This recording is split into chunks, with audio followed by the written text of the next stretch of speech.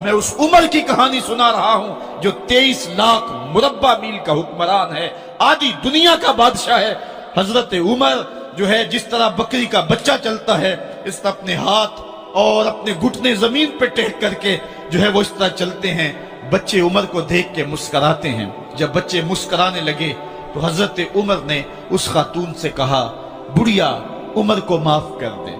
اس نے کہا، تو اتنی ہمدردی کیوں کرتا ہے؟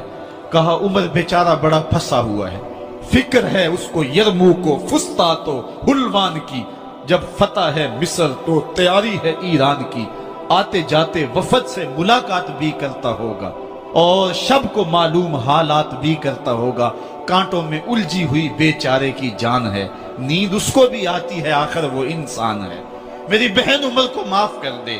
اس نے کہا، نانا عمر کی بات میرے سامنے نہ کر، قیامت کا دن ہوگا، عمر کا گریبان ہوگا اور میرا ہاتھ ہوگا۔ جب اس نے یہ بات کہی تو عمر برداشت نہ کر سکے، بچوں کی طرح بلک بلک کر رونے لگے۔ کہا، وہ بد نصیب عمر تیرے سامنے ہے، آج ہی کہلا جو کہنا ہے، قیامت کے دن مجھے معاف رکھنا۔ اس نے کہا، تو عمر ہے؟ کہا، بد نصیب عمر تیرے سامنے کھڑا ہوں۔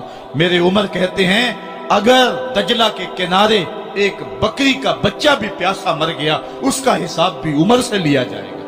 حضرت عمر نکلے یروشلم میں، ایک اونٹ ہے، ایک غلام ہے، کبھی وہ سوار ہوتا ہے، کبھی آپ باری مقرر کی ہے۔ جب قریب پہنچے یروشلم کے تو عمر کی باری نکیل پکڑنے کی اور غلام کی باری اوپر سوار ہونے کی آ گئی۔ غلام نے کہا، آقا میں مرضی سے اپنی باری چھوڑتا ہوں، آپ آ جائیں، دشمنوں کے مفتوحہ علاقے میں آ رہے ہیں، تازہ تازہ علاقہ فتح ہوا ہے، اسلام کی شان و شوکت ظاہر ہو۔ عمر نے کہا، اسلام کی شان و شوکت ایسے ظاہر نہیں ہوتی ہے، اپنی باری پہ تم بیٹھو گے، اپنی باری پہ میں بیٹھوں گا۔ لوگ منتظر کھڑے ہیں، دور سے جب دیکھا کہا، اس کی ہیبت سے کانپتے تھے ہم، یہ تو کوئی حبشی لگتا ہے، رنگ کالا ہے، ہونٹ موٹے ہیں، اس سے تو زیادہ حسین اس کا غلام ہے جو آگے آگے چل رہا ہے۔ حضرت ابو عبیدہ نے کہا، دھوکہ کھا رہے ہو، ہمارا آقا وہ نہیں ہے جو اونٹنی کے اوپر سوار ہے، ہمارا آقا وہ ہے جو لگام تھامے آگے آگے چل رہا ہے۔ حضرت عمر رضی اللہ تعالیٰ عنہ کو آگے بڑھ کے جابیہ کے مقام پہ حضرت ابو عبیدہ بن جراح نے استقبال کیا تو حضرت عمر آگے بڑھے اور انہوں نے آگے بڑھ کر کے حضرت ابو عبیدہ کے دونوں کندھوں پہ ہاتھ رکھا، اور سنو حضرت عمر نے کیا کہا۔ کہا، لا الہ الا اللہ انا کنا اذل قوم فاعزنا اللہ بالاسلام۔